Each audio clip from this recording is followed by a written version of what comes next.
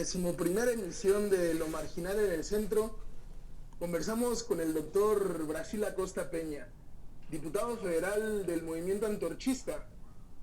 Cuando pensamos este proyecto de Lo Marginal en el Centro, no quisimos quedarnos en la misma fórmula cotidiana de invitar académicos para discutir los problemas del país. Por eso hoy hemos decidido hacer un conversatorio con un político. Cierto que es un político sui generis, porque también es académico. Brasil Acosta es doctor en Economía por el Colegio de México, pero también es diputado federal y dirigente del movimiento antorchista en el Estado de México. Hola, doctor Brasil, bienvenido a Lo Marginal en el Centro. Hola Aquiles, muchísimas gracias, un saludo a ti y a tu importante público que te sigue por las redes sociales en este programa y por el Canal 6. He escuchado en algún lado, creo que usted lo ha dicho en alguna otra conferencia, que usted se llama Brasil porque en su año de nacimiento la mítica selección de Brasil de 1970 se hizo con la Copa del Mundo. ¿Eso es cierto? Es cierto, vamos a decir que a mi madre le tocaba ponerme el nombre y resulta ser que efectivamente el día del juego le vinieron los dolores de parto. Dice que apenas estaba viendo cómo los lobitos iban saliendo en la inauguración del partido final y resulta que me llevaron al hospital, a la clínica del doctor Celis en Tepexpan, y ahí nací un 21 de junio de 1970 a las 3 de la tarde, ya en el tiempo en el que ya había concluido el partido, y fue mi madre la que se le ocurrió ponerme como Brasil por ese famoso 4-1 que le ganó a Italia en aquel entonces. Creo que en esa selección todavía jugaba Pelé, si no mal recuerdo. Parece que ya se iba apagando su luz, pero ya no del Pelé, de la mítica jugada y los goles de desborde que hacía. En ese mundial me parece que también, digamos, paradójicamente se enfrentó México con la Unión Soviética en fase de grupos. Pero con todas estas premoniciones, a usted le debe gustar el fútbol, ¿cierto? Definitivamente, y todavía Pelé era el gran Pelé, incluso metió un gol de cabeza y dio un pase excepcional que quedaron para la historia. Y en el segundo punto del que tú señalas, efectivamente a mí me gusta mucho el fútbol y desde pequeñito lo practicamos, e incluso fui el portero titular de la selección de la Universidad Autónoma Chapingo, de la cual soy egresado. Y sí, efectivamente el fútbol nos gusta mucho. Sí, creo que es una traición para Pelé que usted haya jugado como portero, pero ¿a qué equipo le va de fútbol? ¿Tiene algún equipo preferido o no se habla de fútbol en estas circunstancias? No, sí, fíjate que desde pequeñito, tenía yo como 7 años de edad y mi papá le iba al Cruz Azul. Y bueno, pues algo me influyó, pero después agarré yo vuelo solo, porque me tocó ver 3 finales cuando él fue tricampeón del fútbol, y la verdad es que me gustó mucho su forma de juego. Fue una gran selección, estaba Miguel Marín, Lugo, entre otros, y eso a mí me gustó. Y bueno, es cierto que desde 1997 estamos, como dicen, como los alcohólicos anónimos, que no tocamos ni una sola copa. Pero es muy larga la sequía, pero como dice mi hermano, que yo le voy al Cruz Azul aunque gane, o sea, porque normalmente pierde. Sí, sí. Y bueno, antes de la pandemia, si te fijaste, fue el que quedó en primer lugar, y como pues, suspendieron el torneo, pues quedamos campeones, nada más que no lo quieren reconocer.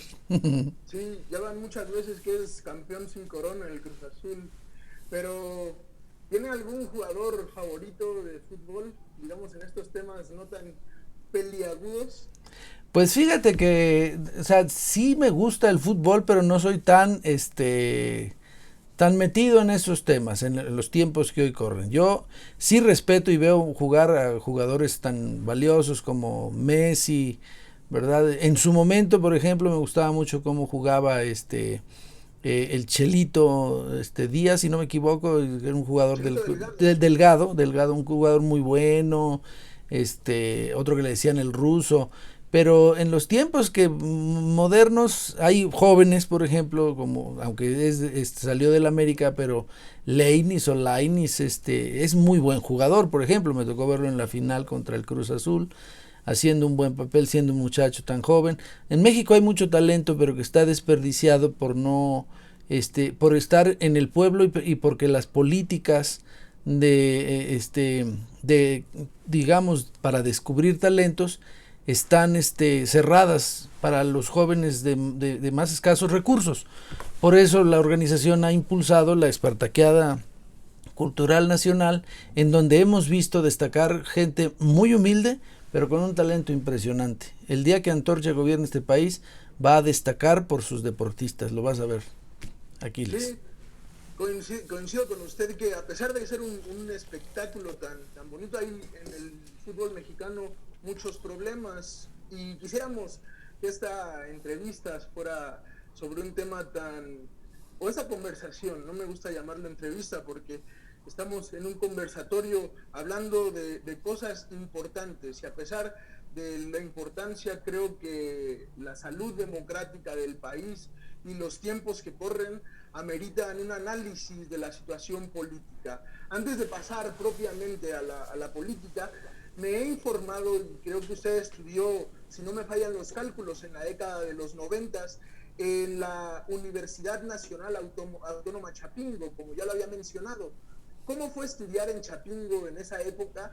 Y además, ¿influyó en su preparación política haber estudiado en Chapingo? Definitivamente, Aquiles, yo desde los 8 años decidí que era lo que quería estudiar. Estaba en una banquita de mi colegio, que era el Colegio Colón, el Instituto Colón, y decidí, bueno, ¿qué voy a hacer? Quería ser bombero, y dije, no, porque eso me puede quemar. Entonces desistí. Quiero ser astronauta, dice, no, porque eso implica ir hasta la NASA, y también desistí. Y luego dije, quiero ser ingeniero agrónomo como mi papá. Y entonces me gustó la idea, y además de Chapingo, porque yo conocía a Chapingo por mi papá, desde que estaba a los 2, 3 años yo conocía a Chapingo. Entonces me gustó, hice mi preparatoria, me vine a Chapingo, y ¿qué ambiente había?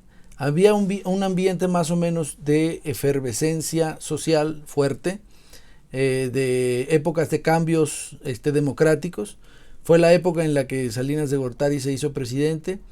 Entonces ya digamos, la izquierda estaba cobrando mucha fuerza a través del Frente Democrático, que se convirtió en el PRD, y que empezaba también en Chapingo a cobrar fuerza. Afortunadamente, gracias a la cultura, yo me pude encontrar con la organización de Antorcha en Chapingo, en donde me invitaron a participar en un evento cultural. Y pues yo te digo, previamente a conocer Antorcha, yo hacía música de protesta. A mí me gustaba la música de protesta, de Silvio, de Pablo Milanés. Yo tenía composiciones de protesta. Y entonces cuando encuentro Antorcha, hago clic de inmediato, porque queremos hacer un cambio social en el país, pero científico, inteligente, bien pensado, pero al mismo tiempo poniendo el acento en la masa, en el pueblo, pero en el pueblo educado, organizado. Entonces yo pues, me enamoro de Antorcha, y bueno, Chapingo me sirvió muchísimo porque me dio las herramientas suficientes. Por ejemplo, había la necesidad de elegir una carrera después del propedéutico, y entonces había 3 opciones: la opción de economía, la opción de irrigación, y en tercer lugar puse la opción de sociología. En economía me encontré a mí me gustaban mucho las matemáticas, y entonces encuentro en economía la combinación entre 2 factores que a mí me gustaban mucho: el factor científico, matemático, pero sobre todo el factor social. Entonces encuentro matemáticas y encuentro el Capital de Carlos Marx, sumo, y entonces me quedo enamorado de la economía. Y es así como empiezo mis estudios en Chapingo, y me quedo totalmente dispuesto. Participé en Chapingo como en los concursos de composición Álvaro Carrillo, en donde en 3 años consecutivos gané el primer lugar, en la selección de fútbol como portero, como ya te había dicho, en concursos académicos fui cuadro de honor gracias al impulso que me dio la organización y al ejemplo de nuestro líder, el ingeniero Aquiles Córdoba Morán, que también fue cuadro de honor por muchos años en Chapingo. En fin, el resultado es un gusto por la economía, por las matemáticas y por la ciencia social de transformar el mundo, como lo decía Carlos Marx en sus textos, que me cautivaron. En ese sentido, hablando acerca de su vertiente social, usted se presentó hace unos pocos días junto con el abogado Lenin Campos y el licenciado y el maestro Eleusis Córdoba como una oposición, por así decirlo, en pequeño, en este sentido, una oposición humilde en número, quizá, más bien en idea seguramente, ¿no? Pero humilde en número, como un frente, como diputados antorchistas. Uh-huh. ¿Qué significa ser un diputado antorchista? ¿Cuáles son, digamos, las características de un diputado antorchista y cuál es la labor que hace un diputado antorchista en el Congreso de la Unión? Claro, mira, a diferencia de muchos políticos que yo he visto que quieren ser diputados porque les interesa tener fuero o porque les interesa tener privilegios, los diputados antorchistas más bien es una alta responsabilidad social. Nosotros estamos muy claros de que es necesario un movimiento de cambio profundo en este país, y que los primeros pasos que debe dar una organización política que pretenda tomar el poder político nacional es ocupar espacios en los órganos nacionales de gobierno, en este caso la Cámara de Diputados. Entonces, los diputados antorchistas tenemos una gran responsabilidad porque nosotros nos debemos a los votos de los compañeros antorchistas que fueron a las urnas confiando en nosotros. Entonces, ¿cómo es que para nosotros es una gran responsabilidad? Bueno, finalmente nosotros vamos defendiendo a las clases más humildes de esta patria, los olvidados de este país, y entonces nos ponemos a trabajar en torno a ello. Doy el ejemplo. Yo fui diputado en el año 2012 al 2015, y en esa ocasión tuvimos incluso que a la mitad del sexenio de Enrique Peña Nieto hacer una movilización de 150,000 personas. Y en esta movilización logramos que a través de la Cámara se empezaran a etiquetar recursos para llevarle obras y servicios al pueblo de México, lo cual se logró a través de etiquetar los recursos desde la Cámara de Diputados. Entonces, en Texcoco se lograron, por ejemplo, bajar más de 90 techumbres, calles pavimentadas por más de 30 kilómetros, obras importantísimas como arreglos de fachadas, como una escuela muy importante, la escuela secundaria Texcoco, Texcoco hoy le debe a la lucha del movimiento antorchista mucho por todo el trabajo que realizó gracias a esa posibilidad que me parecía muy interesante. Llega el nuevo gobierno de López Obrador, ahora que yo empiezo a ser diputado nuevamente en el 2018, y cancela esa opción. Entonces, ¿qué nos queda? Pues abrirle los ojos al pueblo. Y entonces tomamos la Cámara de Diputados en un plantón pacífico, pero al mismo tiempo basado en nuestros derechos constitucionales. Y entonces, ¿qué es lo que hemos hecho? Ser una verdadera oposición, representando a todos aquellos que se quedaron sin el apoyo directo que antes recibían por la vía de el ramo 23 de obras y servicios. Entonces ahora hay nuestra tarea ahora es levantar la voz en favor de los pobres, en favor de la gente, en favor de los más desprotegidos. Y eso es lo que hemos hecho. El plantón en la Cámara, ningún diputado hizo lo que nosotros hicimos, traer a la gente a luchar por sus demandas y defenderla en la tribuna. Entonces, si no tenemos manera de obtener los recursos porque el gobierno se cierra y no los entrega, tenemos la posibilidad de hablar en la más alta tribuna, y eso es lo que hemos estado haciendo los 3 diputados antorchistas. En ese célebre plantón, digamos, tenía una lista de las preguntas a hacerle, pero ahora que habla de eso me llamaba mucho la atención sobre todo que se decía que era una forma de presionar por parte de los antorchistas porque se acababa el moche. Fueron las palabras del presidente, porque Antorcha ya no iba a vivir del presupuesto público y lo ponían como menos o más o menos como una rabieta, ¿no? ¿Usted por qué cree que esté tan desprestigiada la lucha social de Antorcha Campesina? ¿O es verdad lo que dice el presidente, un grupo de choque que está para golpear los intereses de la Cuarta Transformación? ¿O cuál es la explicación que usted le da? ¿Por qué son tan maltratados en los medios? Bueno, mira, lo primero que hay que decir es que el que diga que Antorcha vive de los moches que le dan supuestamente por el conseguir obras y servicios, quiere decir que no conoce Antorcha. Quiere decir que no conoce la realidad social de Antorcha, que no se ha metido a fondo, que no la ha estudiado, que nunca se ha metido a ver el intríngulis, lo más profundo de Antorcha. Y por lo tanto, también es cierto que hay muchos intereses que están detrás de que avance Antorcha, porque si Antorcha llega a gobernar, transforma profundamente y de a de veras las realidades que tiene en sus manos. El ejemplo es Tecomatlán, el ejemplo es Chimalhuacán, Huitzilán de Cerdán, Ixtapaluca y los municipios de San Luis Potosí, entre otros. Entonces, a Antorcha se le ve, vamos a decir, cuando entra al panorama nacional, ya estaba como si dijéramos repartido el poder entre los diferentes actores de derecha, de izquierda y de centro. Entonces llega Antorcha y como diciendo, ¿y estos? Entonces se empieza a hacer una campaña en nuestra contra para llamarnos grupo de choque, brazo armado del PRI, que muchos de los ataques que hemos recibido los hemos recibido del propio PRI, pero no solo del PRI, sino del PRD, de Morena. Es simplemente una continuación de una cadena de ataques para desprestigiar una organización y sobre todo su avance. Ahora, creyeron que con estas actitudes iban a acabar con Antorcha, y sin embargo Antorcha vino apenas en el 2019 a armar un plantón que obligó a los diputados a irse a trabajar a otro lado. ¿Eso qué quiere decir? Es un reflejo de que Antorcha es una organización que está viva, que está fuerte, que está vigente.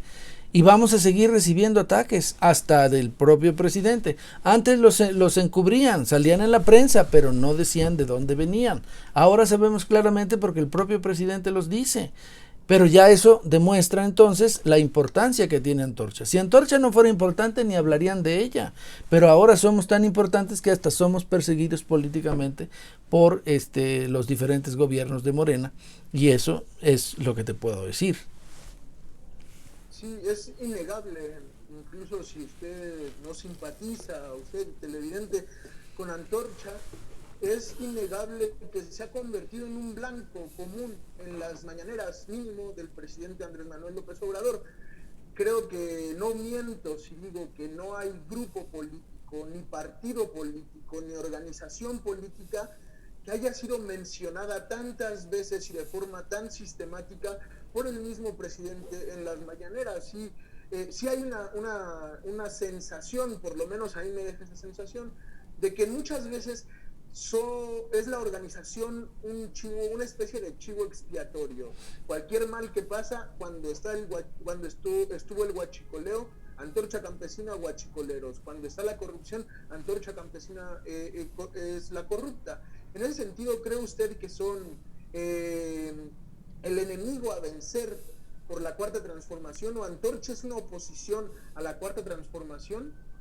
Bueno, aquí hay un tema, es que ellos se consideran, así se dicen, de izquierda, pero lo que vemos al interior de Morena es que son grupos súper radicales de aparentemente izquierda que están más bien cerca de la derecha que de la izquierda. Hoy le preguntaba a la jovencita que me hizo el favor de ponerme la vacuna de la influenza, oiga, ¿de dónde viene esta vacuna?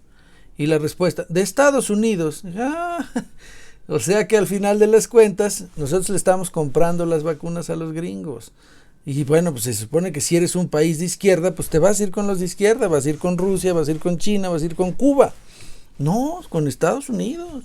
Entonces, en ese modelo de una serie de grupos que son anarquistas, unos se dicen maoístas, otros se dicen zapatistas, o sea, hay una serie, es una amalgama, no hay unidad ideológica en todos ellos. Entonces llega un grupo que tiene unidad ideológica, entonces sí lo ven como un peligro.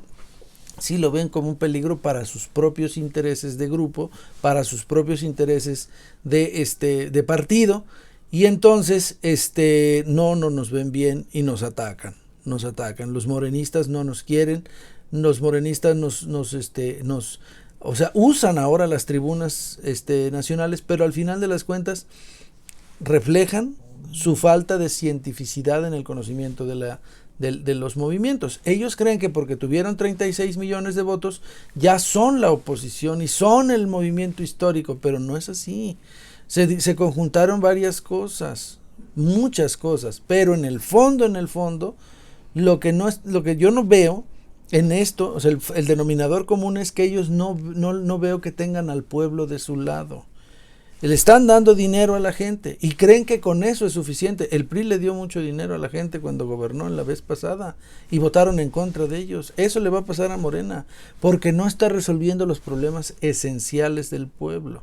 Y entonces está dedicándose a atacar a sus enemigos. Y ahora sí ya no somos solo nosotros.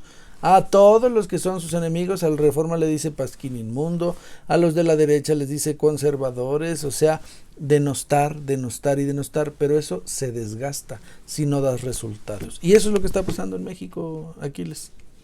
Sí, parece que ese experimento de falta de núcleo ideológico ha sido funesto para la izquierda en este país. El Partido Revolucionario de la Revolución Democrática, que se funda en el 88, si no mal recuerdo, creo que padece precisamente de esta unidad ideológica, y hemos visto que terminó de la peor manera posible, sepultado en una atomización pues hasta ridícula, ¿no? Lo que fue con la bandera de Cuauhtémoc Cárdenas, creo que terminó de una manera yo creo que nadie se reconoce como perredista en esta situación. Por eso sí me parecía importante, digamos, hablar de este núcleo ideológico del cual usted hizo mención.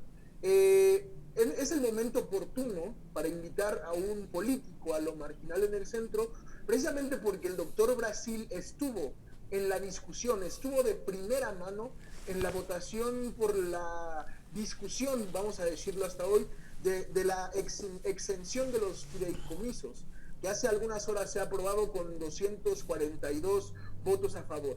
Quisiera, doctor, que usted nos explicara, para que a la audiencia le quede más claro, en lo general, ¿qué es un fideicomiso? ¿Cómo funcionan los fideicomisos? ¿Y para qué sirven en el gobierno los fideicomisos? Correcto.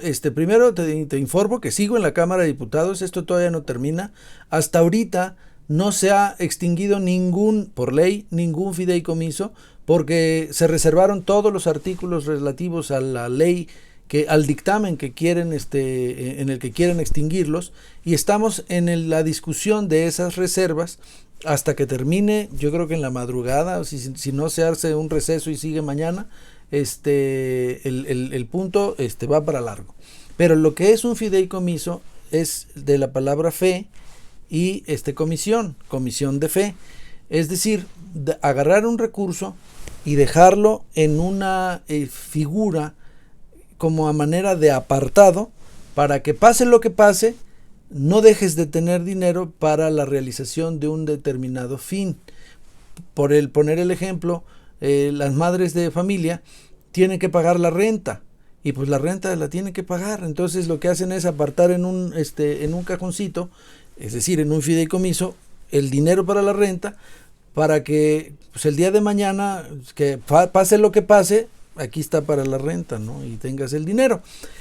El presupuesto de egresos de la Federación es anual, año con año. Entonces, si se modifica, si el Congreso lo modifica, si lo modifica el gobierno, como está sucediendo en esta ocasión, si dicen no le mueva ni una sola coma, etcétera, etcétera, y hacen sus caprichos, Entonces, ¿qué son los fideicomisos? Son unas cajitas de seguridad para recursos de programas que requieren garantías de largo plazo. Si yo quiero, por ejemplo, hacer una variedad, científicamente hablando, de una planta para que sea más productiva y más resistente a las condiciones climáticas, ese proyecto, como agrónomo te lo digo, tarda 8 años.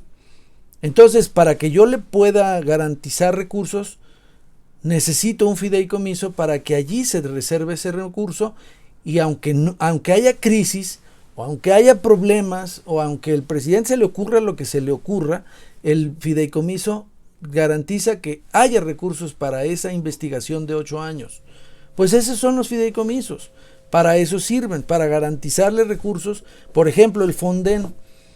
Ahorita hay un problema muy grave allá en Quintana Roo por los huracanes que están sufriendo. Ahí es toque de queda.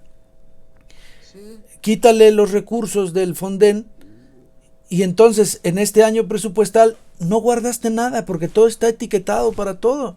Entonces, si quitas esa caja de recursos que son los fideicomisos, le quitas la posibilidad de ocupar de inmediato un dinero que está disponible para eso. Y eso es lo que quiere hacer Morena, y es lo que está haciendo Morena, dándole en la torre a la ciencia. Yo fui catedrático del CIDE. Le están queriendo desaparecer el fondo del fideicomiso del CIDE. La mitad del presupuesto del CIDE depende de ese fideicomiso. O sea, quitárselo es darle en la torre, pero no solamente se trata de quitárselo por quitárselo. ¿Qué es lo que argumentan los de Morena? Que hay corrupción. Y ponen el ejemplo. El Fobaproa fue un gran fideicomiso. Ponen otro ejemplo.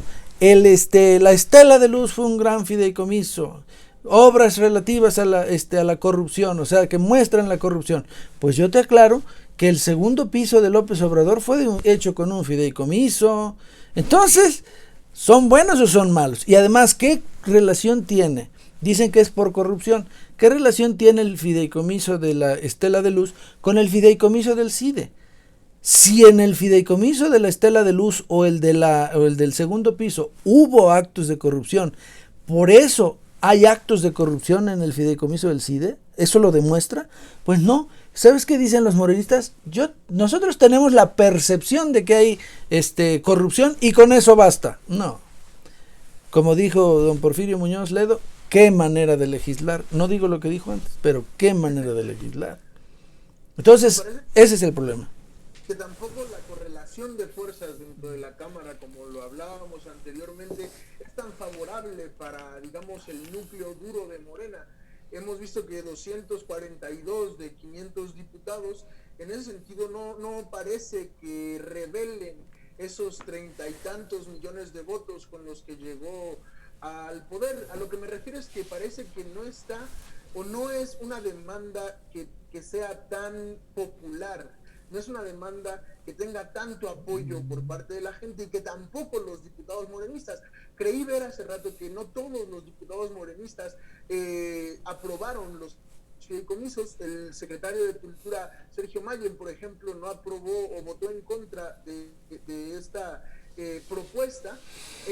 ¿Por qué cree usted entonces, doctor, que se está proponiendo esta situación? ¿Cuál es la explicación que usted le da? Porque nada más para terminar mi pregunta, he visto que tanto Arturo Herrera, secretario de Economía, que también es del partido, como Mario Delgado afirman que hay opacidad, que hay discrecionalidad en el manejo de los recursos por parte de los fideicomisos.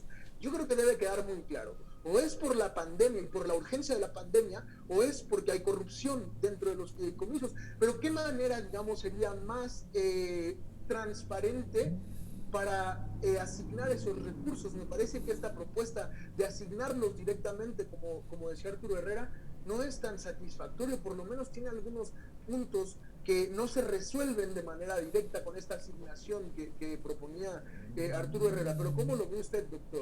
Bueno, en primer lugar, efectivamente se trata de un compromiso de campaña, pero ese solamente es la fachada. Que hay corrupción, fachada, porque no lo han demostrado. Que se va a destinar a las medicinas o a la vacuna, no hay vacuna todavía, ¿cuál vacuna? Que se van a administrar de mejor manera, de manera más clara, no dicen de qué manera. Entonces es más opacidad. Y yo te hago esta aclaración. Quieren desaparecer 109 fideicomisos que les dan 68,000 millones de pesos. Pero si los desaparecen en este momento, ni siquiera van a poder tener acceso a los 68,000 millones de pesos porque hay contratos establecidos que no les permiten utilizarlos. Como te dije, en el caso del CIDE, tiene recursos internacionales y privados que no son del gobierno y no va a poder hacer uso de ellos. Segundo, si los agarra ahorita, se los tiene que gastar antes de que termine diciembre.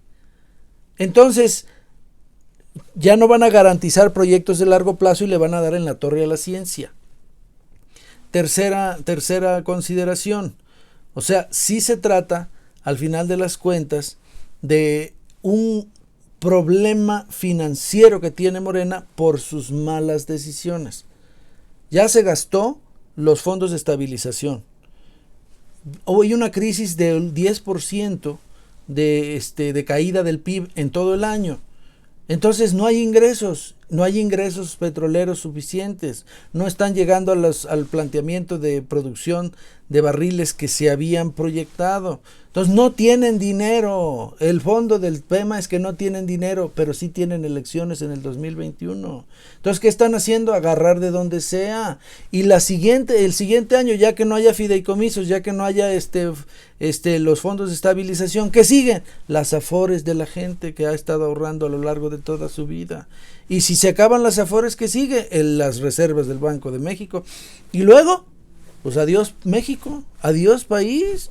Nos van a dejar en la ruina, y todo eso porque no quieren dejar de hacer sus proyectos estrella, que son el Tren Maya, las Dos Bocas y el Santa Lucía, en donde tienen 102,000 millones de pesos. Que paren esas inútiles obras y ocupen esos recursos para los que dicen que les hacen falta, pero como la necesidad está por encima de la razón, entonces están queriendo echar mano de lo que no deben echar mano. Y en cuanto a la opacidad, termino, hay un tema muy preciso. Todos los fideicomisos tienen reglas de operación claras. Están publicadas en el Diario Oficial de la Federación. No hay manera de que digan que no hay claridad. Si está clarísimo, y además hay informes regulares. Y si dicen que se gasta mucho en la administración de esos recursos, el comité técnico de algunos de ellos está conformado por gente de Gobernación, gente de la Secretaría de Relaciones Exteriores, que tiene su salario y que no implica un pago adicional. Miente Morena, miente porque no tiene dinero y lo que le quieren es quitar el dinero a la gente, y eso es lo que están haciendo, dándole en la torre a este país. Y por eso debe la gente aprender de sus errores para no cometer el mismo error en el 2021, Aquiles. Sí, doctor, ya vamos cerrando porque se nos acaba el tiempo. Para terminar, quiero que usted me diga qué salida le ve a esta situación. ¿Cómo ve el México en un par de años? Porque ya nos dijo que Antorcha tiene deseos de gobernar. Pero ¿cómo ve usted el país en un par de años después de 2021? ¿Cuál va a ser, según su perspectiva, sin llamarla a ser una adivinanza sobre el futuro, sino más bien con base en el desarrollo objetivo de las relaciones de fuerzas dentro del Congreso? ¿Cómo observa usted el panorama en un futuro cercano? Pues mira, en primer lugar, como la situación económica va a empeorar, es cosa de que la gente abra los ojos. Va a caer la economía 10%. Dicen que va a crecer el próximo año 3%, pero sigue abajo 7%. Y que otra vez va a crecer al 3% en el 2022. Ahí seguiríamos 4 puntos abajo de como estábamos al inicio de este año. Entonces, en los siguientes 2 años vamos a tener una crisis económica muy fuerte en este país, que no va a generar empleos, que va a generar inflación. ¿Por qué se va a generar inflación? Porque el director del Banco de México ya informó que hay una gran fuga de capitales, que lo que hace es desestabilizar la base monetaria y la política que permite garantizar un cierto nivel de estabilidad en la inflación. Si se van los billetes de dólares de México, entonces tu moneda se debilita y por lo tanto las importaciones son más caras, el 50% de los productos alimenticios son importados, entonces suben los precios, esto va a tener más consecuencias en el bolsillo de la gente no tiene empleo, se perdieron 12 millones de empleos, no se han recuperado, no se va a acelerar la economía. Entonces lo que le hace falta al pueblo de México es un empujoncito en su conciencia para que no vuelva a cometer el mismo error. Estamos en un callejón sin salida.